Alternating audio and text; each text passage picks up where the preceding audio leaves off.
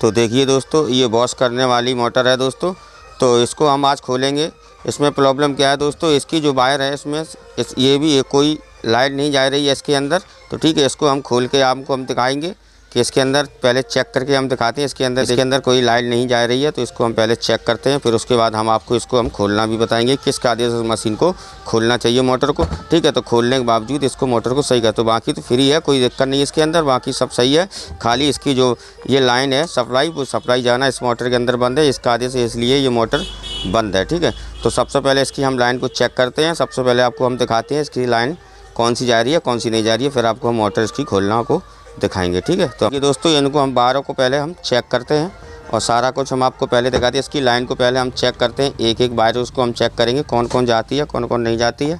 ठीक है, तो सबसे पहले इसको हम चेक करते हैं कि उसमें लाइट तो आ रही है। अब इसके बाद इस सप्लाई को हम चेक करेंगे, देखना नहीं बोल रहा है, यहाँ भी नहीं बोला है। ठीक है, इसी कायदे अब इस कायदे से देखते हैं यहाँ, तो देखिए ये लाइन आ रही है। ठीक है, जो दो लाइनें आ रही है, एक ये आ रही है, ठीक है, और एक ये आ रही है। ये वाली ये ब्लू वाली है, ये नहीं आ रही है। ठीक है, तो देख लेना इस पर लाइन कोई भी नहीं है, पर इस पर लाइन आती है। ठीक है, इस पर लाइन आती है पर इस पर नहीं आती है, देख रहे हैं ये लाइन नहीं आती है पर इस पर आती है, इसलिए इसको मोटर को मुझे खोलना पड़ेगा। ठीक है, तो सबसे पहले ये ब्लू वाली लाइन है तो ये नहीं आती है, बाकी दो लाइनें ये आती हैं पर ये नहीं आती, इसके लिए हमें मोटर खोलना पड़ेगी। मोटर चल नहीं रही है, तो मोटर को हम खोल के हम आपको दिखाते हैं कि किस कायदे से इस पेच को आपको खोलना चाहिए। जो रिपीट लगी हुई है, ठीक है, इस कायदे से खोलना चाहिए। इसके लिए मुझे इस हमारे पास कुछ नहीं है, तो हम इस पंखे के ज़रिए से डंडी से इसको हम खोलेंगे। ठीक है, तो इस रिपीट को मैं खोल और हम दिखाते हैं आप सारा कुछ खोल के इसमें क्या क्या प्रॉब्लम किस कायदे इसकी वायरिंग।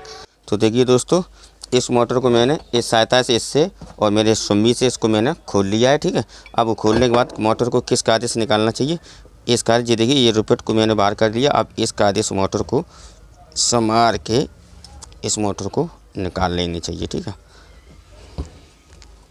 देखिए मैंने इस कायदे से इसको बाहर वायरिंग को निकाल लेना चाहिए। ठीक है, तो मैंने इसको बाहर निकाल लिया।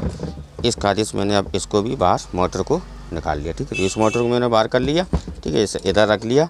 अब उसके बाद इस मोटर को हम देखेंगे इसमें कहाँ वायरिंग की शॉर्टिंग है कहाँ नहीं है। ठीक है, तो इसको सबसे पहले इसको हम खोलेंगे और हम चेक कर दिखाएंगे फिर खोल के कि इसमें क्या क्या प्रॉब्लम है। तो इस कायदे से आपको बने रहिए वीडियो के अंदर, सारा कुछ रिपेयरिंग करना वॉशिंग मशीन की सीख जाओगे। मोटर को किस वजह से रिपेयरिंग करना चाहिए, किस तरह से मोटर भरना चाहिए। ठीक है, तो उसी कायदे से हम सारा कुछ आपको हम बताएंगे इसके अंदर। तो हम इस मोटर को सबसे पहले जो इसके धागा है इस धागा को काटेंगे। ठीक है, धागा को काटने के बाद फिर इसको हम बाहर निकालेंगे। तो देखिए दोस्तों, मैंने इस कायदे से इसको मैंने समारे धागा को काट के मैंने इसको निकाल लिया है। ठीक है, तो इस कायदे को आपको निकाल लेना है। तो सबसे पहले मैंने आपको क्या देखा, जो दो वायर में करंट जा रहा था, ये ब्लू वाले में करंट नहीं जा रहा था। तो सबसे पहले मैं यहाँ से इसको स्लिप को काटेंगे। ठीक है, तो इसको मैंने ब्लेड से इसे हम समार के हटाएंगे। ठीक है, काटने के बाद इसको हम ठीक है हटाते हैं। ये बहुत हार्ड होता है दोस्तों, इसको हम बड़ा हिसाब से हटाएंगे। ठीक है ना, मैंने इसको बाहर कर लिया। ठीक है, इसको मैंने बाहर कर लिया है। ठीक है, तो इसको मैंने हटा लिया। अब इसको भी मेरे को हटा देना। ठीक, इसका आदेश मैंने इसको हटा दिया। अब इस वायर को हम सबसे पहले ब्लेड से छीलेंगे और देखते हैं कहाँ प्रॉब्लम आती है। ठीक है, इसका आदेश मैंने इसको रख लिया। अब इसको हम छीलते हैं। तो ये एल्युमिनियम की मोटर है, कॉपर की नहीं है। ठीक है, तो इसको हम छीलते हैं और हम चेक करके अभी हम दिखाते हैं सारा कुछ। अब मैंने इन दोनों पे लाइन आती थी, अब देखिए मैं इसको चेक करते हैं सारा कुछ दोस्तों मैं रियल दिखाता हूँ, इसमें कट फिट कुछ भी नहीं दिखाता हूँ। ठीक है, तो पहले देखते हैं बोर्ड में सप्लाई आती है। ठीक है, बोर्ड में आती है, तो इन दोनों पे तारों पे लगाएंगे तो इस पे आती थी, पर इस पे नहीं आती। तो इस पे देखते हैं, इस पे अभी भी नहीं आती है। ठीक है, तो इस पर लाइन देखते हैं कहाँ से फॉल्ट है। ठीक है, तो हम इसको भी देखेंगे, अभी इस पर नहीं आती है तो देखना हम इसको भी दिखाते हैं आप। तो देखो दोस्तों, यहाँ आके ये देखो यहाँ बात जल चुकी थी। ठीक है, ऐसे पानी जाने की वजह से इसके यहाँ से बारी, ये देखिए सारे कुछ तार सब अलग हो गए हैं। ये देखना, हम जूम करके दिखाते हैं आपको। ये देखना सारे तार टूट चुके हैं। तो मैं यहाँ से इनके तारों को जॉइंट करेंगे और फिर देखते हैं कौन से तार किस तार में जॉइंट करने के बाद फिर आपको हम दिखाएंगे मोटर चालू हुई या नहीं हुई है। ठीक है, तो इसको हम देखते हैं ठीक है। तो इसको सबसे पहले हम इस वायरिंग को जोड़ते हैं, फिर हम सारा कुछ आपको आगे दिखाते हैं, ठीक है दोस्तों। तो देखिए दोस्तों, मैंने इनको जोड़ दिया है स्लिप लगा के, ठीक है, इन तारों को जोड़ दिया है। अब उसके बाद हम आपको अब चेक करके दिखाते हैं। 2 पे तो आती थी, ठीक है, अब मैं इस पे नहीं आती, तो मैं इस पे भी अभी चेक करके हम देखते हैं लाइन आने लगी है नहीं आने लगी है। तो उसके भी लिए हम कुछ आगे के लिए वो भी आपको प्रोसेसर बताऊंगा। सबसे पहले चेक करते हैं, शायद चालू हो गई हो, ठीक है।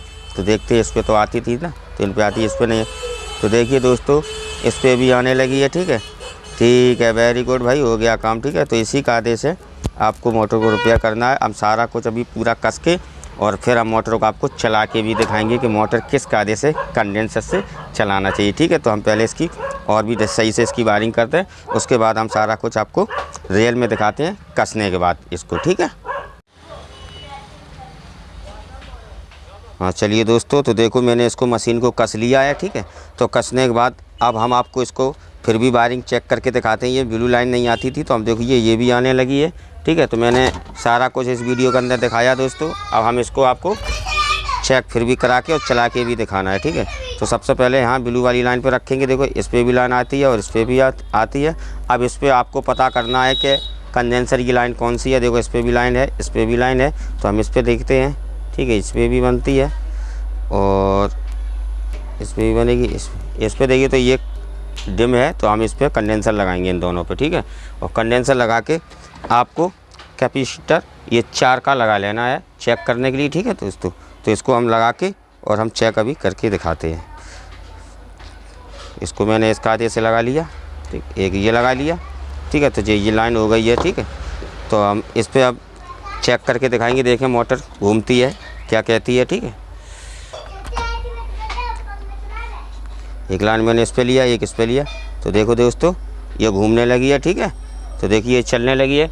तो दोस्तों देखिए इसी कायदे से आपको करना है।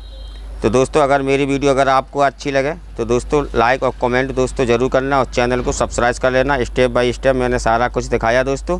तो देखा दोस्तों, इसी कायदे से आपको मोटर को कंप्लीट कर लेनी है। अब मैं जाऊंगा वॉशिंग मशीन उसके कसने के लिए दोस्तों, ठीक है। तो अगली वीडियो हम वो भी आपको दिखाएंगे कि वॉशिंग मशीन मोटर किस तरह से इस मोटर को कसना चाहिए, किस तरह से उसमें कनेक्शन करना चाहिए वॉशिंग मशीन के अंदर, ठीक है। तो दोस्तों चलते हैं अगली वीडियो की तरफ।